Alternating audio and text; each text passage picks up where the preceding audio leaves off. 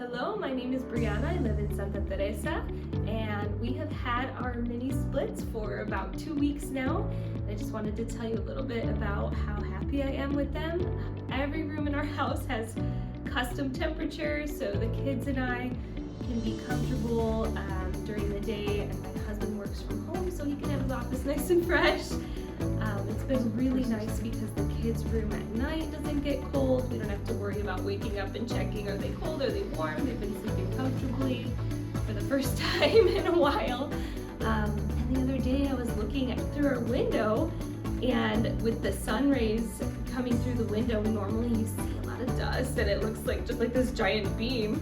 And I was like, babe, come here. I told my husband, I said, there's barely any dust coming through. So that was really cool to see the difference in the amount of dust that we're inhaling all day and not inhaling now.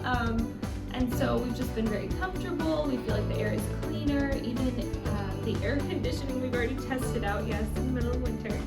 My husband was in his office and I said, it smells so fresh. Like it just has a different feel. So we're very pleased with them and we would recommend